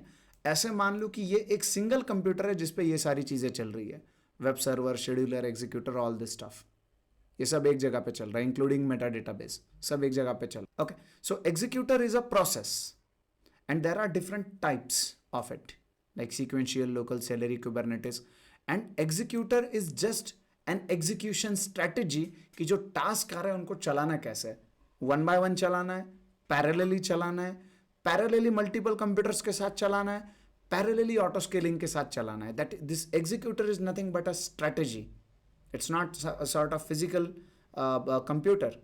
This is a process which is deciding कि टास्क कैसे चलेगा, और चलाने के लिए जो जगह इस्तेमाल की जा रही है दैट इज वर्कर। वर्कर सिर्फ बैठे हैं, वेट कर रहे हैं टास्क आ जाए तो हम चला के दे दे रिजल्ट्स। Getting this point? और डाउट्स है तो please go ahead. Okay, yes Gaurav. Sandeep, executor को मैं एज अ कंट्रोल टावर देखता हूँ। Perfect. जस्ट डिसाइड्स कि कौन से वर्कर पे हमें करना है। Yes. वर्कर भी प्रैक्टिकली कुछ नहीं कर रहे हैं। वर्कर भी एक तरह से प्लेटफॉर्म है जो ट्रिगर करेगी, बिकॉज अगर स्पार्क जॉब है तो वो Right. स्पार्क क्लस्टर पे जॉब एग्जीक्यूट होगी। बिल्कुल और सही। अगर मुझे S3 पे, तो वर्कर एक्चुअली कर क्या रहे हैं? वंस द एग्जीक्यूटर सेज, जैसे फॉर एग्जांपल मेरा सैलरी है, तो सैलरी के अंदर आपके रैबिट एमक्यू या रेडिस कुछ भी यूज कर सकते हैं, जिसके थ्रू डिफरेंट वर्कर्स ट्रिगर हो सकते हैं। Perfect. तो फिर वो worker further how they are doing it, that's Let's understand this. और दूसरा क्वेश्चन ये है मेरा कि एग्जीक्यूटर एक से ज्यादा हम एक उसमें एक सेटअप में, yes. Yes, yes, एक yes. से ज्यादा हो सकता है या नहीं? Let's एक ही understand होता है। this. दूसरा सवाल का पहले जवाब दे देता हूँ। आपके एक एयरफ्लो डिप्लॉयमेंट में एक ही एग्जीक्यूटर रहेगा। So you can't have like एक लोकल एग्जीक्यूटर बना लो, एक सैलरी एग्जीक्यूटर बना लो, वो नहीं करते हम। एक डिप्लॉयमेंट में एक एग्जीक्यूटर रहेगा, that is one part. Another part is of course you can choose the type of it based on your needs and requirements. और दूसरा जो आपका सवाल है वो तो बिल्कुल ही मतलब एकदम वैलिड सवाल है कि अगर मैं आ जाता हूँ एयरफ्लो पे, लाइक मैं डैग देख रहा हूँ, ठीक है, ये मेरा डैग है, इस डैग में टास्क क्या है? EMR क्लस्टर चालू करना है, तो चालू करने का कमांड है EMR क्लस्टर को, और वेट करने का लॉजिक है, स्पार्क स्टेप ऐड करने का लॉजिक है, monitor spark step. So anyways जब वर्कर पे भी जाएगा तो वर्कर थोड़ी ना EMR है, बराबर। वर्कर इज एन एंटिटी जहां पे ये इंस्ट्रक्शन एग्जीक्यूट होने वाला है। Let's understand this. अगर मैं एयरफ्लो में आता हूँ, इस डैग में मैं देखता हूँ, सॉरी ओके, अगर मैं इस डैग में आ जाता हूँ तो यू कैन सी ये तो स्टेप्स वगैरह कॉन्फ़िगरेशन है, but if you look at the first task, create EMR नाम का एक टास्क है, ठीक है, जिसका एक ऑपरेटर है। So every task has an operator with it. ये मैं आगे ऑपरेटर्स में जाऊंगा तो बताऊंगा आगे।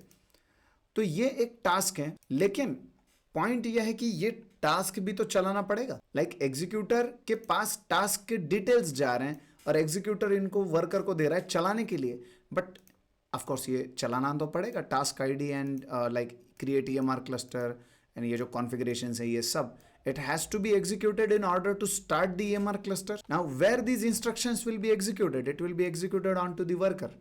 So executor will not take care of execution of these instructions. Executor के पास आए task. Now executor will bifurcate those tasks onto workers. तो execution होगा। अभी हम क्योंकि सीधा big data की pipeline में चले गए तो हमें थोड़ा लग सकता है कि अरे ये तो मतलब ऑफ कोर्स ये तो सीधा सारा कंट्रोल बाहर ही जा रहा है ना।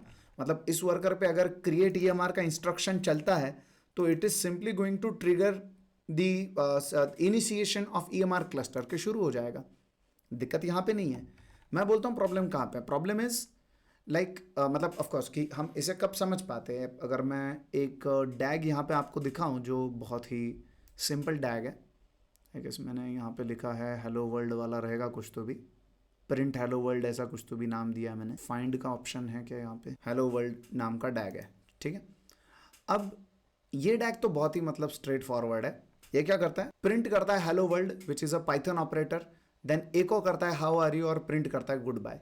तो अब यहाँ पे 3 इंस्ट्रक्शंस हैं, ठीक है, और इसका कोड अगर मैं आपको दिखाऊं तो there are these 3 instructions. Like task number 1, उसमें मैंने एक फंक्शन दिया है कि प्रिंट हेलो वर्ल्ड नाम का फंक्शन कॉल करो, which is defined here only, इसी स्क्रिप्ट में है। Then task 2 is bash operator, जैसे कोई कमांड हम चला रहे हैं, फिर मैं कह रहा हूँ इको हाउ आर यू, और ये चल के हमें आउटपुट मिल रहा है, एंड देन मैं कह रहा हूँ print goodbye. Python callable function is print goodbye. Now execution of this functions has to take place. अगर मैं पाइथन ऑपरेटर कर रहा हूँ, बैश ऑपरेटर कर रहा हूँ, तो इनका एग्जीक्यूशन होना चाहिए। तो सवाल ये कि एग्जीक्यूशन होगा कहाँ पे, क्या एग्जीक्यूटर करेगा या वर्कर से करवाएगा। अगर मैं पाइथन का फंक्शन लिखा, like instead of spark data frame, मान लो मैं पांडास डेटा फ्रेम पे चल रहा होता एंड अलग अलग for example data processing activity मुझे करना पड़ रहा होता उसमें, लेट्स इमेजिन, तो वैसी केस में ये एग्जीक्यूटर खुद नहीं करता था, वर्कर से करवाता। लाइक अगर EMR चालू करने का इंस्ट्रक्शन है, that instruction will also be taken care by workers. Execution of the instructions inside DAG will be taken care by your workers.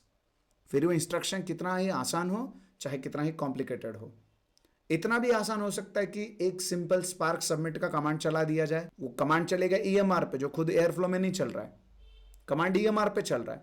इतना सिंपल हो सकता है, और इतना कॉम्प्लेक्स भी हो सकता है कि एक पाइथन का कोई तो कॉम्प्लेक्स फंक्शन है या कोई खतरनाक शेल स्क्रिप्ट है जो हमें चलाना पड़ रहा है, सो वो भी हम शेड्यूल कर सकते हैं। बट वो चलेंगे कहाँ पे, वर्कर्स में, ना कि एग्जीक्यूटर में।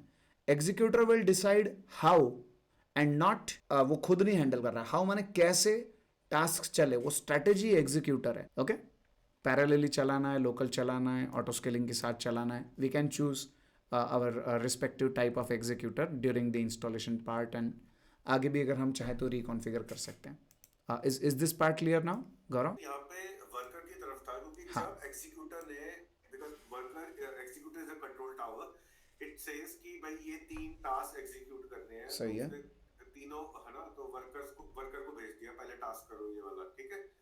तो अगर मैं फ्लो देखूं तो शेड्यूलर को पता है कि मुझे पहला टास्क करना है इस टैग का, तो पहला टास्क जाके एग्जीक्यूटर को भेज देगा, एग्जीक्यूटर आगे वर्कर को भेजेगा। परफेक्ट। अब क्वेश्चन ये है कि वो वर्कर खुद तो करेगा नहीं, अब EMR क्लस्टर स्टार्ट करना है तो वर्कर तो करेगा नहीं, तो उसको फर्दर एक EMR क्लस्टर पे कनेक्ट करना पड़ेगा और करेगा। तो ये वाला पार्ट कैसे मैनेज होता है? हाँ, मैं यही कह रहा हूँ आपको, मैं वही एक्चुअली एक्सप्लेन कर रहा था आपको कि मान लो कि मेरे पास एक पाइथन का प्रोग्राम है, ठीक है, और उस पाइथन प्रोग्राम में लॉजिक ये है कि ये शुरू करना है, EMR शुरू करना है, तो उसे मैं कैसे चलाऊंगा, ऐसे Python and let's say start_EMR.py बराबर ना।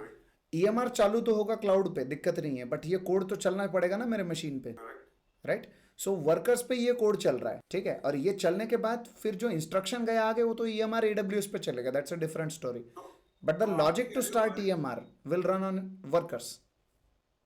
तो फॉर एग्जांपल चलो ये ठीक है, अब मुझे स्पार्क का कोड एग्जीक्यूट करना है। हाँ। एक एग्जीक्यूशन है जिसमें मुझे क्लीनिंग जॉब एग्जीक्यूट करना है, बहुत बढ़िया, बहुत बढ़िया। Like if you want to deploy Spark application on to EMR, तो EMR का कमांड लाइन पे एक आता है step Spark submit, like EMR Spark submit step, ऐसा एक ऑपरेटर है, आई गेस मैं नाम ठीक से नहीं ले रहा हूँ, लेकिन उसका कमांड भी तो चलाना पड़ेगा ना। लाइक अगर मैं बोलूँ EMR पे लॉजिक है EMR स्पार्क सबमिट स्टेप, मुझे नहीं पता, अभी नाम याद नहीं आ रहा है ठीक से, and then all the configuration objects, like मेरे S3 पे यहाँ पे मेरा एप्लीकेशन है, then these are my environment variables and all this stuff. So this command has to be executed अगर वो ट्रिगर करना है वहाँ पे, राइट। मैं कह रहा हूँ ये कमांड चलेगा कहाँ पे, this will run on the worker machine, ये ट्रिगर वहाँ से होगा, वो एक उसका स्ट्रेटेजी है। हाँ, मैं बताऊंगा आपको, वो ये हैंड्स ऑन होने वाला है, उसका टेंशन मत लो आप। हाँ, मैं समझ गया, सवाल समझ गया मैं आपका। वो लिंक कैसे होगा आप बोल रहे हो, क्योंकि worker is an entirely different thing than your EMR, right. अभी एक समझते हैं कि क्लीन जॉब का जो एप्लीकेशन आपने लिखा, उस एप्लीकेशन के जो स्पार्क लेवल पे टास्क बनेंगे, that is a different story, ठीक है, that is a different story. On the level of airflow the task is कि मेरे को ये कमांड ट्रिगर करना, that is the only task airflow has. Airflow is not taking care of data processing activity. जैसे मान लो मैंने बोला spark submit यहाँ से, ओके, मैं इधर से बोल दिया लेट्स से, चलो भाई चलो चलाओ स्पार्क सबमिट, हाँ, it is just a client. मैं इधर बोल रहा हूँ स्पार्क सबमिट, मतलब ऐसा समझ लो कि ये क्लाइंट मशीन हो गया अब मेरे लिए, ये तो बस एक मशीन है जो जो इन बिटवीन आया और इंस्ट्रक्शन, मतलब ऐसा एक जंपिंग पॉइंट पकड़ लो इसको आप, फिर यहाँ से इंस्ट्रक्शन सीधा गया EMR पे या AWS पे। यस, मैं आगे इससे सब हैंड्स ऑन में दिखाऊंगा आपको ये सारी चीज़ें, डोंट वरी। हाँ, बट मैं आई गॉट योर पॉइंट, बस वही हमें, बिकॉज मेरे लिए तो ये सिर्फ एक वर्कर, एक तरह से एक मीडिएटर है बीच में, परफेक्ट। जो सिर्फ एक ट्रिगरिंग पॉइंट है जो Yes. अल्टीमेटली जाके कमांड उठा के फेंक देगा हमारे Perfect. टारगेट पे। अभी मैं एक और मजे की बात बोलता हूँ, ये आप इसे मीडिएटर इस वजह से देख पा रहे हो क्योंकि ये स्पार्क एप्लीकेशन और EMR पे चल रहा है। लेकिन अगर मैं कोई पाइथन ऑपरेटर लेके आता हूँ, अगर मैं कोई बैश ऑपरेटर लेके आता हूँ, लाइक मुझे कमांड चलानी है, पाइथन एप्लीकेशन चलाना है या पाइथन का कोई फंक्शन चलाना है मुझे, मान लो, तो वैसी केस में फिर ये वर्कर के बाहर नहीं जा रहा है, फिर वर्कर के रिसोर्सेस यूटिलाइज हो रहे हैं उस काम के लिए। फिर पाइथन फिर हमारे वहाँ पे, हाँ, यहाँ पे इंस्टॉल्ड होना चाहिए, वर्कर में रहेगा, वो कॉन्फ़िगरेशन में हमें देखना पड़ेगा, ठीक है। It has to be installed. Like अगर मैं बैश ऑपरेटर भी चलाऊँ और मैं कोई लिनक्स का शेल स्क्रिप्ट दे रहा हूँ, तो I need to make sure कि ये वर्कर्स जो हैं जो लिनक्स कमांड्स को हैंडल कर सकते हैं, अगर मैं बैश ऑपरेटर दे रहा हूँ। Depending on the operator worker का रोल परफेक्ट, परफेक्ट, वही समझना चाह रहा हूँ Yes. आपसे कि किस तरह से वर्कर का रोल चेंज होता रहेगा, बिकॉज स्पार्क के केस में वर्कर स्पार्क एप्लीकेशन की तरह, हाँ, वो तो मीडिएटर है, वो खुद नहीं कर रहा है कुछ वहाँ भी। मीडिएटर है। Yes. लेकिन जहाँ पे पाइथन की और कई बार ऐसा भी हो सकता है कि पाइथन का कोड हमारा कोई थर्ड जगह रन कर रहा हो, यहाँ पे वर्कर सिर्फ उस पाइथन को हाँ, वो ट्रांसफर कर रहा हूँ। लाइक इमेजिन करो मैंने एक शेल स्क्रिप्ट लिखा और उस शेल स्क्रिप्ट में मैंने बोला कि ये पाइथन का फंक्शन है और इस सर्वर पे चलाना, तो बैश तो इधर चलेगा कमांड, और वो पाइथन का एप्लीकेशन जो मैंने स्क्रिप्ट में बोला है उधर जाके चलेगा। एग्जैक्टली। बट इफ यू से, हाँ परफेक्ट, बट इफ यू से पाइथन ऑपरेटर, लाइक अगर सीधा पाइथन ऑपरेटर आपने बोल दिया तो इधर ही चलेगा फिर। लाइक जैसे मैंने बोल दिया इधर पाइथन ऑपरेटर, तो ये मेरे एयरफ्लो के वर्कर पे ही चलने वाला है सीधा। और कॉलेबल क्या है, प्रिंट गुड बाय, तो गुड बाय नाम का फंक्शन मैंने ऊपर डिफाइन कर रखा है, ये सीधा चल जाएगा मेरे वर्कर के ऊपर, ठीक है। ये स्पार्क सबमिट का कमेंट अगर आन5 पे ये मांगने जा रहा होगा तो एग्जीक्यूटिव भेजेगा, भेजना चाहिए ना, वो वर्कर नोड पे क्यों भेज रहा है? हाँ, वर्कर पे इसके लिए भेज रहा है क्योंकि हमें सिर्फ अपनी पाइपलाइन का सोच के नहीं चलेगा। एयरफ्लो जब बनाया गया था, अगर चलो मैं एक पॉइंट ऑफ व्यू से मैं मान भी लेता हूँ कि चलो छोड़ो, शेड्यूलर सीधा करवा दे काम आगे, बीच में एग्जीक्यूटर को नहीं लाते हैं। But now that we have executor, अच्छा माइक चालू है क्या आपका? माइक बंद कर दीजिए, मैं कहता हूँ कि शेड्यूलर सीधा भेज दे जॉब, एग्जीक्यूटर को पिक्चर में मत लाओ। लेकिन the features we are getting with executor like local Celery, Kubernetes, तो शेड्यूलर शेड्यूलिंग का काम करें कि टास्क को अलॉट करने का काम करे वर्कर्स को? शेड्यूलर किस चीज़ की चिंता करे, मेरा ये सवाल है। शेड्यूलर ने डैग देखना चाहिए कि मेटा डेटाबेस के साथ कम्युनिकेट करना चाहिए कि टास्क आइडेंटिफाई करके वो क्यू में ऐड करने चाहिए, क्या क्या करेगा शेड्यूलर? अगर ज़्यादा काम करेगा तो of course it is going to be resource intensive और इसका फेलियर का चांस भी ज़्यादा हो सकता है। तो शेड्यूलर के ऊपर से जिम्मेदारी हटानी पड़ेगी, तो उसके लिए कुछ नया कंपोनेंट चाहिए और इतना आसानी से वो काम होना चाहिए कि मैं सिंपली स्ट्रैटेजी चेंज करूँ और मेरा काम हो जाए। लाइक एयरफ्लो जब बना था तो इट वाज मेंट, और अभी भी इट इज़ मेंट कि मेरा सिंगल एयरफ्लो का अगर सेटअप मैंने मेरे कंपनी में कर रखा है तो कंपनी में मेरे 50 प्रोजेक्ट चले वो सेम एयरफ्लो को यूज़ कर ले, कोई दिक्कत नहीं। सेम लाइक मैं यहाँ पे यूज़र एंड रोल्स भी खेल सकता हूँ।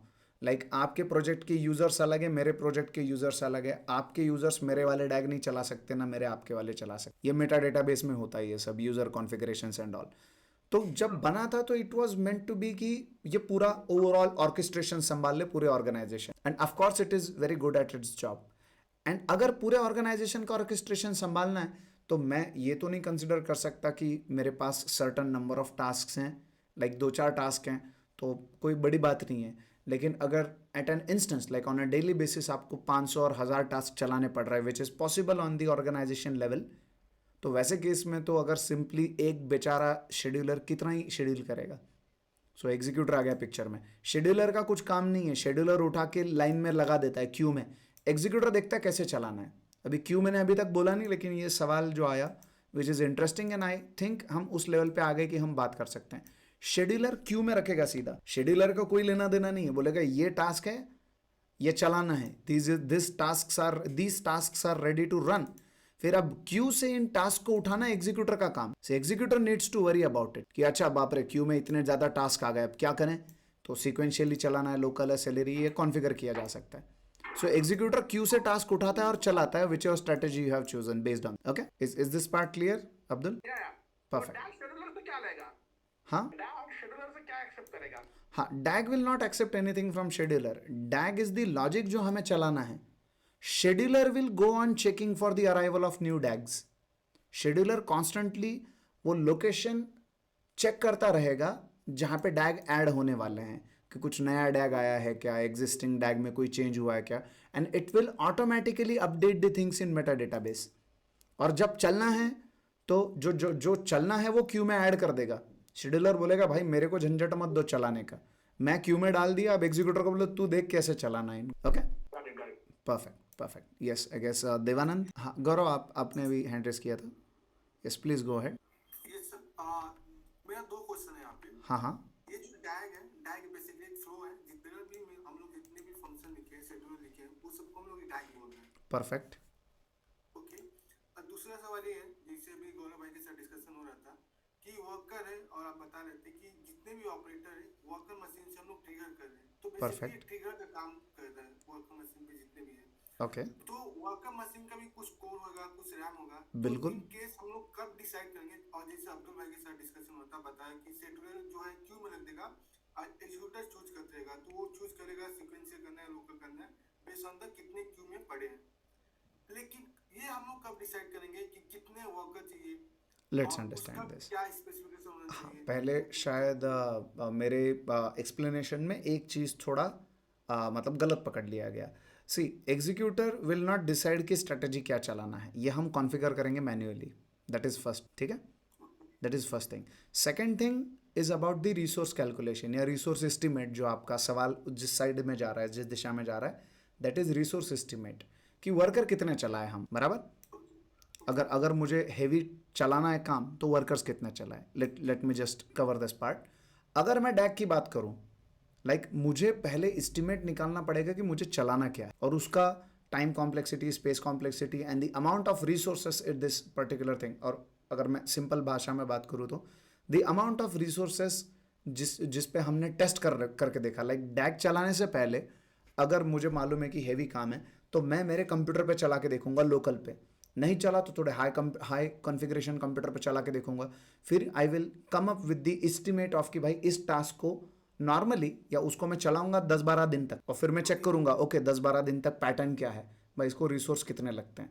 Based on the number of resources required for that particular task मुझे अंदाजा आएगा कि मुझे वर्कर मशीन से मुझे क्या एक्सपेक्ट करना, कितना मेरा कॉन्फ़िगरेशन रखना है. बट एक बात मैं आपको बता दूं, जब मैंने एयर फ्लो के बारे में बोला था शुरुआत में, तो मैंने बोला था कि Airflow is not used for heavy data processing. It's like a jumping point या मैं कहूँ इंटरफेस. जैसे अगर मैं चाहूँ if I get into the DAGs section, आते हैं यहाँ पे. अगर मैं चाहूँ तो मैं मैन्युअली AWS मैनेजमेंट कंसोल पे जा सकता हूँ, EMR चालू कर सकता हूँ, इंतज़ार कर सकता हूँ, स्पार्क स्टेप ऐड कर सकता हूँ, मॉनिटर कर सकता हूँ और टर्मिनेट कर सकता हूँ.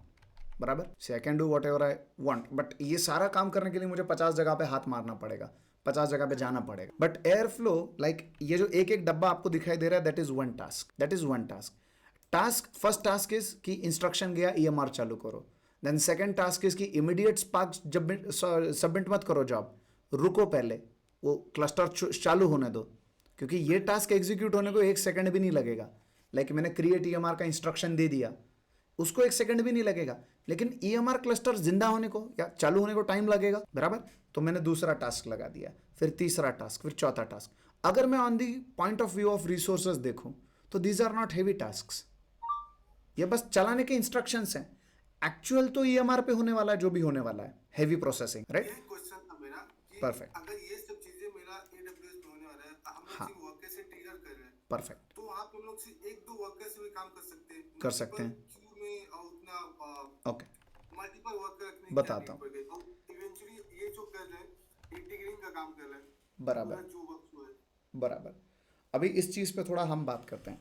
टॉकिंग अबाउट वर्कर्स, मान लो ये वर्कर के ऊपर 8 प्रोसेसिंग के कोर्स हैं. आपने बोला 2 वर्कर लगाते हैं, ठीक है. दूसरे वर्कर के ऊपर भी 8 प्रोसेसिंग कोर्स हैं और बाकी वर्कर्स मान लो एग्जिस्ट ही नहीं करते. चलो मैं ऊपर से उड़ाना चालू करता हूँ इनको. मान लो 2 ही वर्कर पे हम चल रहे हैं और दोनों के जो प्रोसेसिंग कोर्स हैं वो है 8. ठीक है. तो total number of parallel instructions which these two workers can handle कितने होंगे? 16। लाइक 8 में अवेलेबल कोर्स बोल रहा हूँ, बाकी और इंगेज रहेंगे वो छोड़ दो। Total 16 instructions can be executed parallelly, बराबर। अब व्हाट इफ मेरे पास एक साथ 200 इंस्ट्रक्शंस आते हैं, तो क्या ये दोनों हैंडल कर पाएंगे, या फिर हमें वेटिंग में जाना पड़ेगा, क्यू में काफी ज्यादा टास्क वेट करते रहेंगे?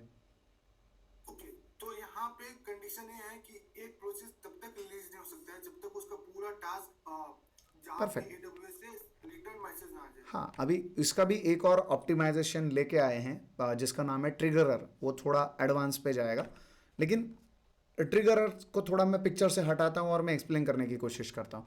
जैसे मैं कह रहा हूँ वेट फॉर EMR क्लस्टर, तो ये वेट होने को मान लो 5 मिनट लगते हैं EMR चालू होने को, तो 5 मिनट तक मेरा कोर इंगेज रह गया ना, फिर तो बाकी क्यू में वेट करते रहेंगे। Getting this point? यस। सो हमें ये एस्टिमेट निकालना पड़ता है कि अगर आप ओके हो कि वो वेट करे और उतना टाइम आपका फ्री है, अवेलेबल है, कोई दिक्कत नहीं है, चलता है।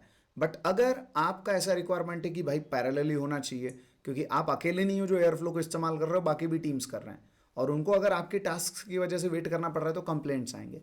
तो बेटर वेज, अगर मल्टीपल वर्कर्स हैं, एंड ये resource estimate higher upper management decide करता है, मोस्टली डेटा इंजीनियर्स जिनका 3-4 साल एक्सपीरियंस है, वहाँ तक भी कभी ये अपॉर्चुनिटी नहीं आएगा कि हमें कॉन्फ़िगर करना पड़ जाए कि कितना रिसोर्स हमें पुट करना है। ये जो आर्किटेक्ट लेवल पे चले जाएंगे 6-7 साल 8 साल बाद, वो डिसाइड करेंगे कि भाई कितना रिसोर्स एस्टिमेट निकालें। वो शायद आपको काम दे सकते हैं कि अच्छा ये काम का एस्टिमेट बताओ कितना हो रहा है, वो काम का एस्टिमेट बताओ कितना हो रहा है, फिर आपसे एस्टिमेट लेके they will decide the number of resources. Okay, यहाँ पे एक क्वेश्चन और है sir. Yes.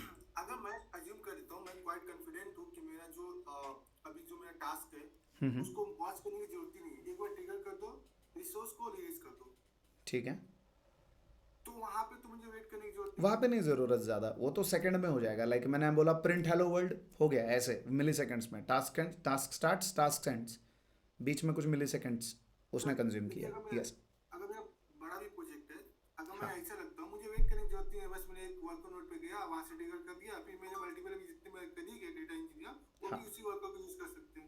Let's understand this. अगर आप चाहो तो वर्कर्स को आप ऐसे समझ सकते हो कि इस पे स्पार्क भी चल रहा है, इस पे एयरफ्लो भी चल रहा है, इस पे काफका भी चल रहा है, इस पे हडूप भी चल रहा है ऑन प्रीमाइस पे जब चल, ठीक है। अगर हम चाहें तो ऐसा सेटअप कर सकते हैं, लेकिन मैं रिकमेंड नहीं करूंगा, क्योंकि कैसा रहता है, स्पार्क में भी एक कंसेप्ट है जिसका नाम है DRA, डायनामिक रिसोर्स एलोकेशन, और जब भी रिसोर्स की जरूरत पड़ेगा वो खींचेगा रिसोर्सेस वर्कर नोड्स में से, ठीक है। अगर सेम वर्कर एयरफ्लो के तो टास्क पे अटक जाओगे फिर। इसी वर्कर नोट पे मेरे जितने भी इंफ्रास्ट्रक्चर है सब इस पे रन हो रहे हैं, उसकी वजह हाँ। से हम लोग को इसको वेट करना पड़ेगा। यस, और इतना समझ लो कि हम वर्कर से कुछ भी नहीं कर रहे हैं, हमारा इंटरेक्शन सीधा वर्कर से कभी भी नहीं होगा, नेवर।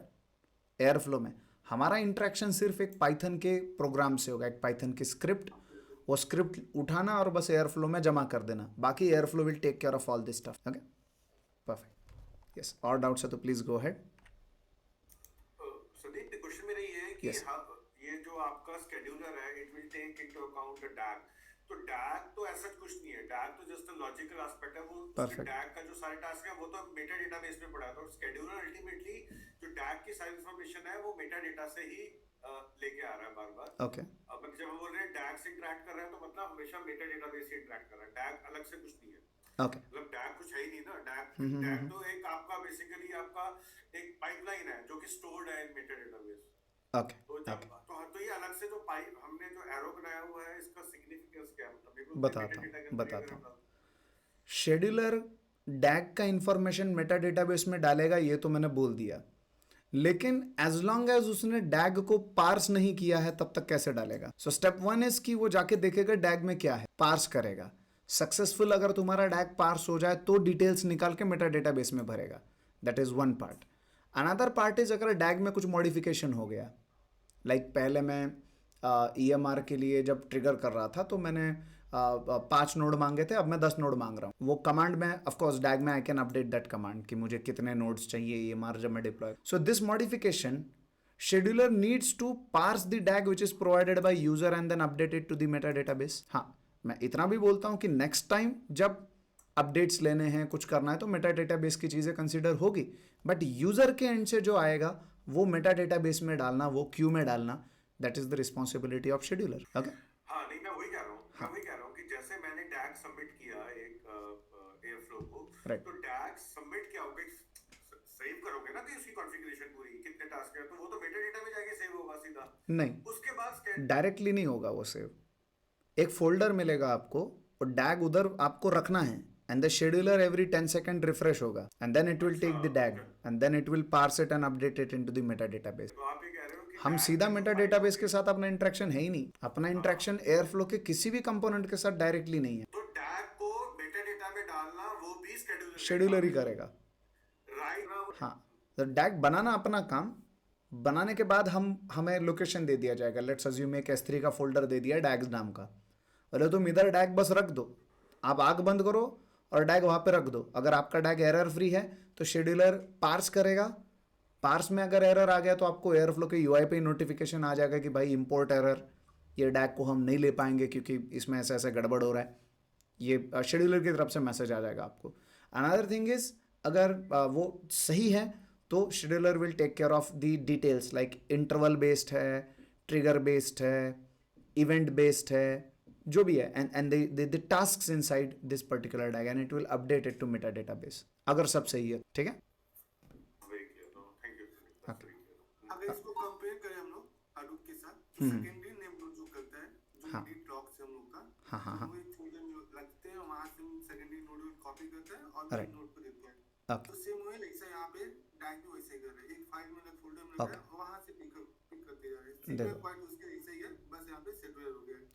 अभी मैं बस इतना ही कहता हूँ कि ऑफ कोर्स मूवमेंट हो रहा है, वो दिक्कत नहीं है, और from a certain time period of time लेके जा रहा है, लेकिन वो टर्मिनोलॉजी यहाँ पे मत लगाना। अगर लगाओगे तो कन्फ्यूजन बढ़ेगा और कुछ भी नहीं होगा। लाइक अभी हम क्योंकि एयरफ्लो पे बात कर रहे हैं, लाइव सेशन है, and of course recording will also be shared with you, लेकिन दिक्कत ये हो जाएगा कि अगर ये टर्मिनोलॉजी आप लगाओगे तो कन्फ्यूजन आ जाएगा, क्योंकि जब हम जोड़ते हैं दो कंसेप्ट्स को तो कुछ चीज़ें ट्रांजैक्शन होता है। अभी मैं तुम्हारे सामने बैठा हूँ, कोई डाउट आए आप सीधा पूछ सकते हो, लेकिन if you keep this terminology in your mind and next time you talk about Airflow, you might end up grabbing some concepts from secondary name node here. तो इसको अलग रखो, सेकेंडरी को अलग रखो. Okay, Gaurav has shared one blog. I guess ये Medium पे तो बढ़िया रहेगा. एक बार वॉक थ्रू करना. और बताओ, आगे बढ़ना है रुकना है? अगर बात लंबा चलेगा अगर मैं आगे बढ़ गया तो. आज के लिए मतलब ऐसा लगता है नहीं, काफी बहुत ज्यादा हो गया. सही है. चलेगा. आज ये वाला रिपीट भी मारना, ठीक है? अभी हर सैटरडे संडे चलने वाले हैं, तो कम से कम 3 वीकेंड तो भी कम से कम अपना चलेगा ये एयरफ्लो का काम, ठीक है? उतना वॉक थ्रू कर लेना, बस कोई दिक्कत नहीं है. बाकी रिकॉर्डिंग एक बार ग्रुप में शेयर कर दीजिए. हाँ, रिकॉर्डिंग मैं अभी सीधा कर रहा हूँ. अभी मैं वेबसाइट पे बैठूंगा थोड़ी देर से. अच्छा, आप लोगों को मैंने दुखद घटना बताई नहीं, पहले रिकॉर्डिंग बंद करता हूँ फिर बताता हूँ. 1 सेकेंड.